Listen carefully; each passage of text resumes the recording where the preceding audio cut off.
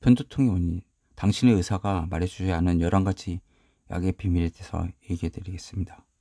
상당한 증거들이 편두통과 혈관의 불안정성 사이의 관계를 지지하고 있다. 편두통 메커니즘 개시 전징 전에 나타날 징후죠. 개시와 두통 발현 사이의 시간. 발현이란 3가지 과정으로 설명할 수 있다. 한 가지 사항이 특정한 증상의 시작에 관련될 수 있지만 개시는 오랜 시간에 걸쳐 여러 가지 요인의 축적이 좌우하는 것으로 보인다. 일단 자화율 혹은 역지, 스레스홀드죠. 문지방. 이걸 넘어서는 거죠. 문지방을 넘으면 넘어가는 거잖아요. 그러니까 그 밑에는 문지방을 못 넘으면 이제 그건 0이 되는 거고 넘으면 1이 되는 거죠. 예.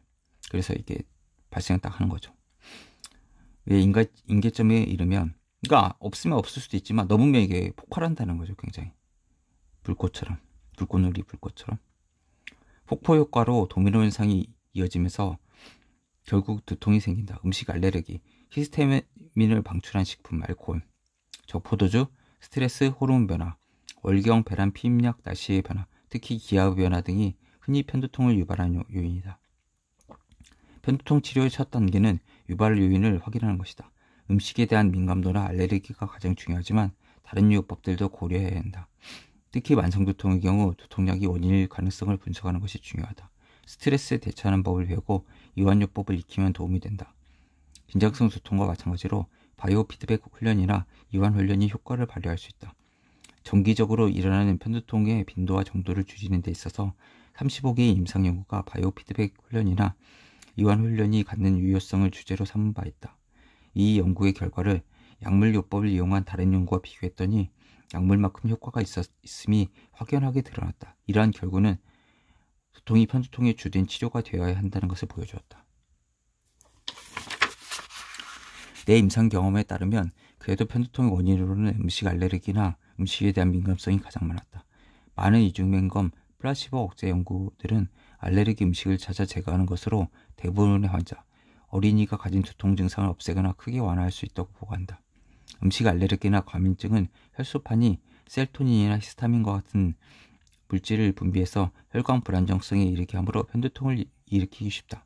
그 외에 식품 첨가물이나 오래된 치즈, 맥주, 캔에 담긴 무화과, 닭, 간, 초콜릿, 젓갈류의 껌깍지, 적포도주, 맥주, 효모를 비롯한 화무. 술이 생각보다 두통 유발이 많네요. 그렇죠? 숙취가 머리 아프잖아요.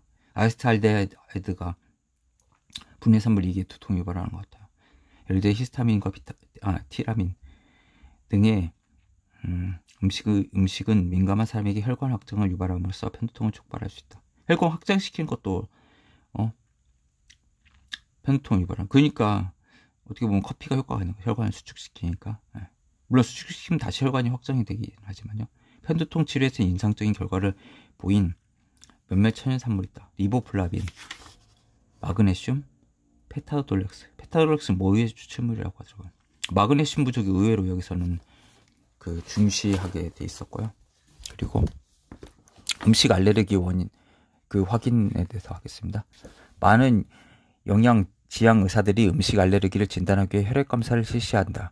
그렇지만 대부분의 경우 그러한 테스트가 꼭 필요한 것은 아니다. 테스트는 테스트 비용을 대하는 환자들에게 부담스러울 수 있다.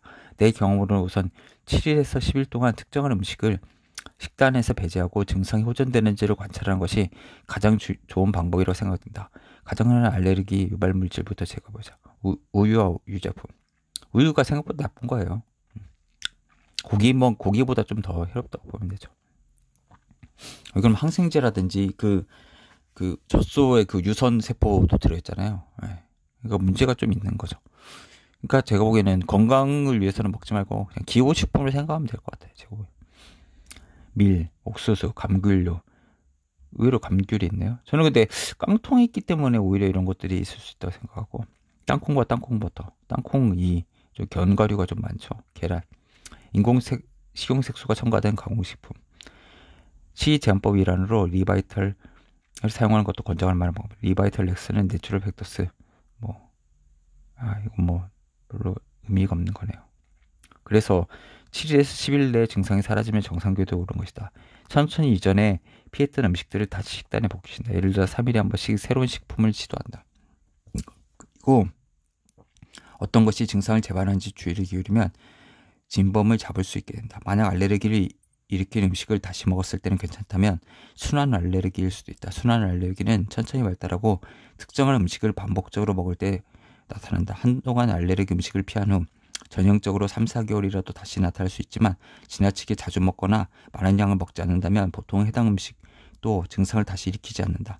순환 알레르기는 대략 음식 알레르기 80에서 90%를 차지한다. 고정 알레르기는 음식을 먹을 때마다 예외 없이 나타난다. 얼마나 오랜 시간이 흘렀는 것과 상관없이 말이다. 고정 알레르기가 있다면 평생 동안 그 음식에 대한 알레르기가 유지된다.